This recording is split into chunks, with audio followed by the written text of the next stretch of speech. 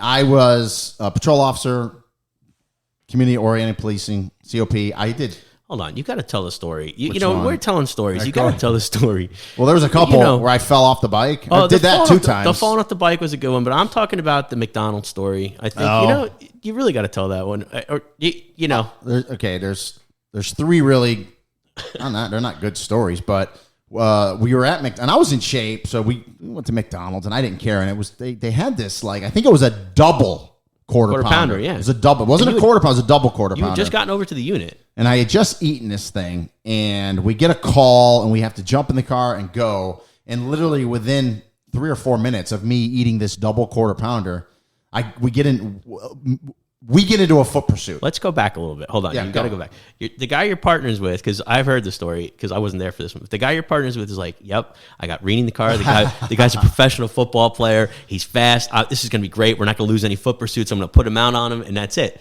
So we didn't lose it. No, but again, that's the build up to the story. Well, we're in Paramore, and the guy runs, and so we're running, right? And there's really nowhere to go, in Paramore. There really isn't. Unless they can get inside somewhere. Correct. Well, and that's ultimately what he did. So we're chasing him, and I stop and start throwing up. I mean, I literally just eaten this double quarter pounder. I'm like, I'm out.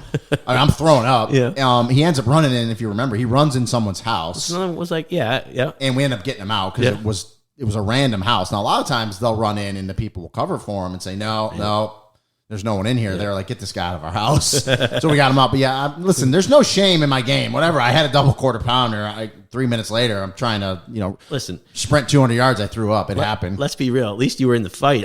You put me in a foot pursuit. I have the radio. So that's one of the stories. And then 2 of the other stories that always people that worked with me back then, stop kicking the dog, Brian. Dog's got mad.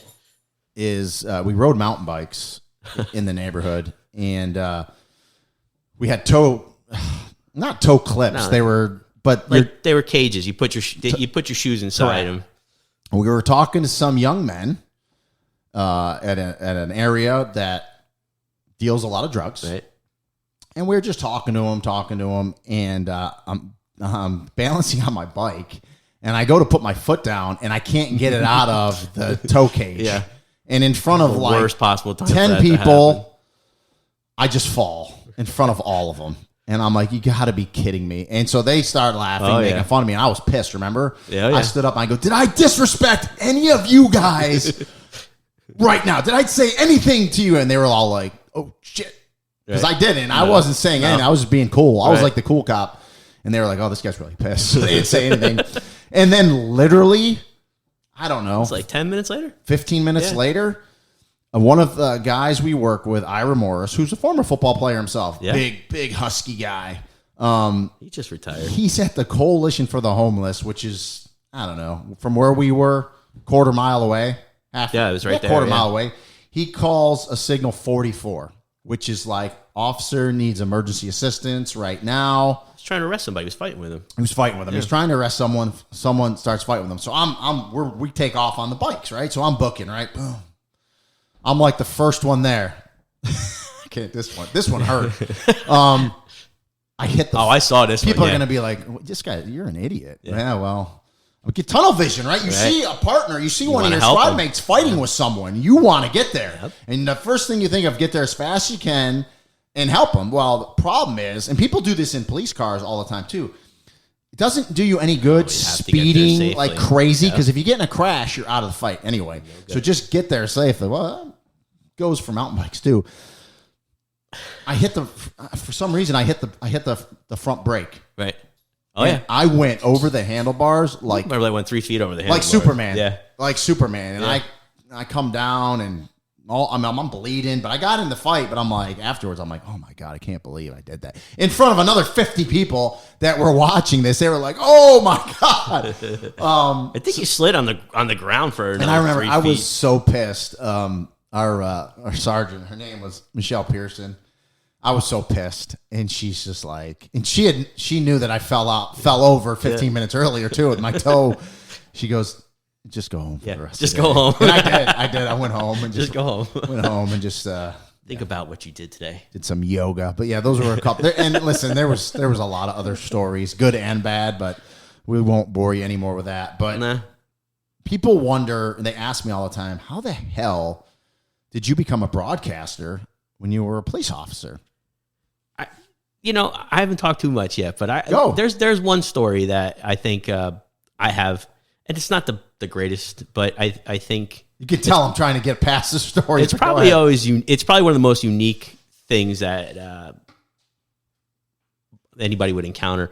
For everybody that doesn't know me, my mother and father were both police officers up in New Jersey, right? My mom was the first female officer in our town, and she's a big inspiration to me. So one of the reasons I became a cop is because I watched them. Can I say what town? Or yeah, you can say Nutley, New Jersey. New Jersey. Yeah, my mom was the first female. I love your parents, and let me tell you, I think this is a compliment.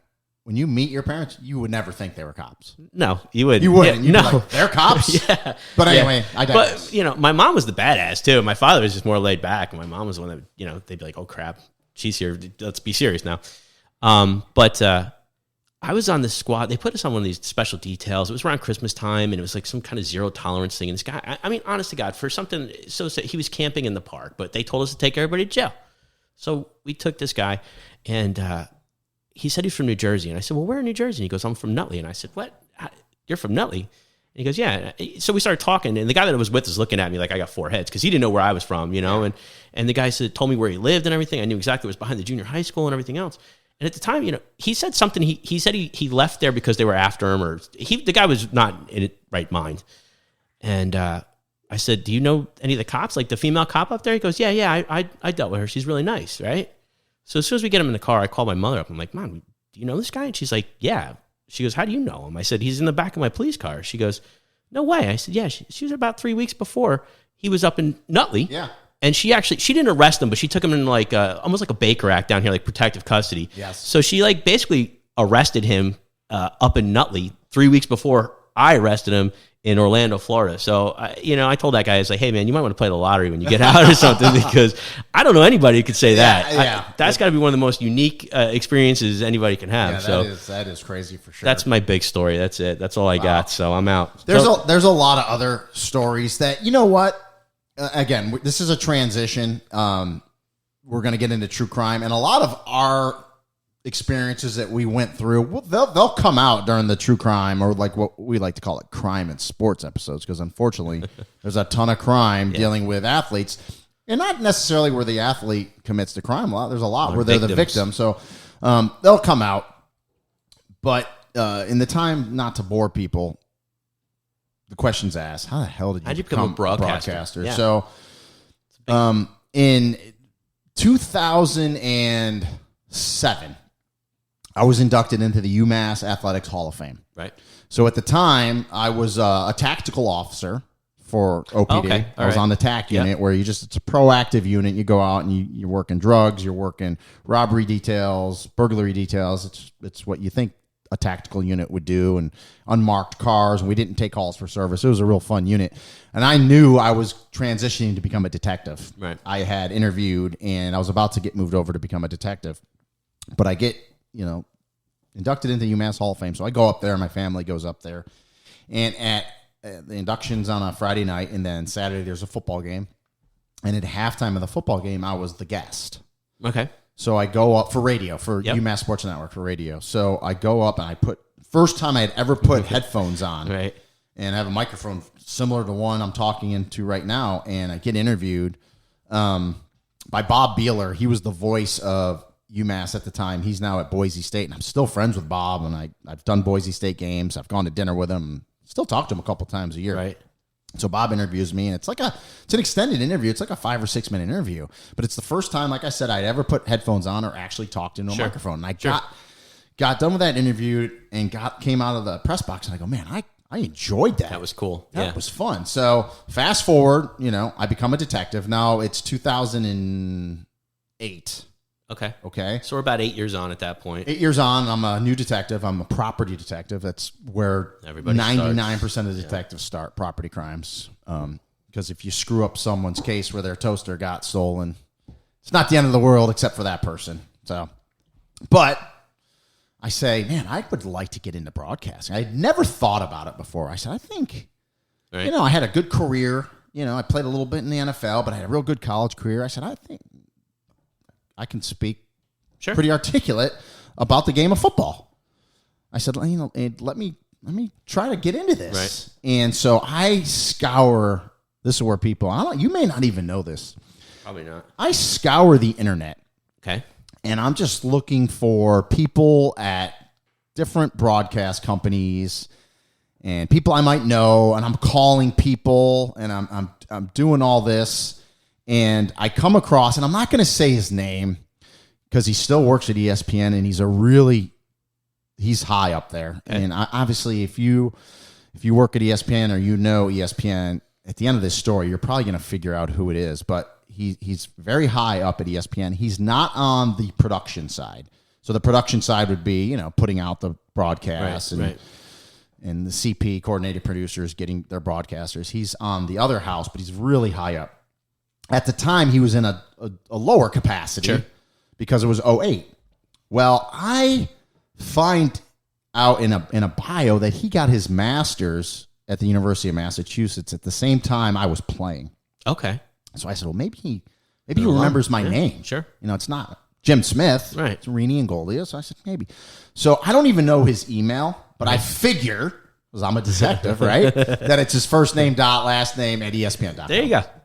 So I send a cold email to this person.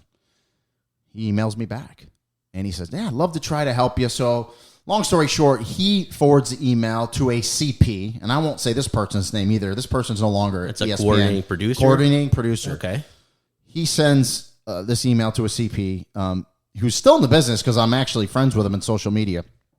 And he says to me, hey, I got this email. Can you send me your demo tape? And I'm like, yeah. Don't have one. I didn't know if I could audition. I didn't know how it worked. Sure. If I could come and audition. That's not how it works. Now, if you're like a 10-year veteran in the NFL and Heisman Trophy winner, yeah, they'll bring you in for an audition. Right. There's no doubt. But for me, it's we need a demo tape. I said, I don't have one. He says, listen, just go get one.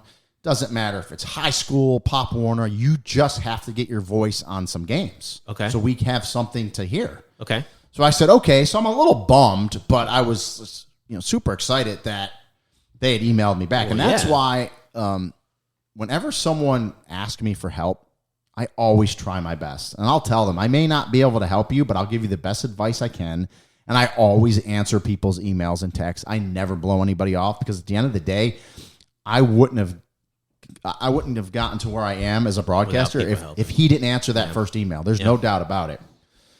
So now I'm like, okay, I want to get into broadcasting. Well, I live in Orlando. I didn't grow up here. So I have no connections here in the sports world. Right. All my connections are in Rochester, New York. So I start reaching out to people.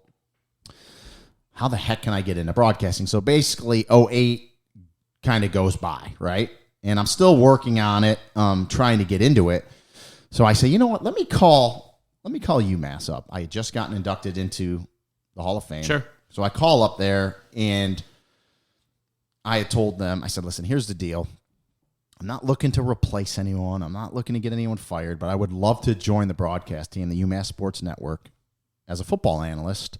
I'm trying to break into the business, and so I'd love to join. And they were like, are you kidding me? I'm like, no. They go, 100% we want you. Perfect. But here's the problem. We can't afford, the UMass Sports Network, it's radio for the school. We can't afford to fly you from Orlando to Massachusetts or to where our away games are. I said, don't worry about it. I talked to the boss and not my police boss, my real boss, my wife. And she said, don't worry about it. Just pay for it. So I basically maxed out a credit card. Right. I said, I'll pay for it all. So, and I talked to some other people in the business, and they said, don't ever do anything for free. But I was like, at this point, I have 2 kids. Sure. A detective, 8 years on. I'm like, I want to try to follow this passion. I really do. So what I end up doing, long story short, is UMass hires me. I fly up there on my own dime. I get a rental car. So this is how it worked out. At the time, I didn't even tell the police department I was doing it. Like some of my bosses knew, but I was like, better to ask for forgiveness. So I worked Monday through Friday as a detective, as the detectives do. And then we have an on-call schedule. But when you're in property crimes, there's back then, there's 20. more than that because economic crimes in there. It's like 30 or 40 detectives. They still had auto theft. So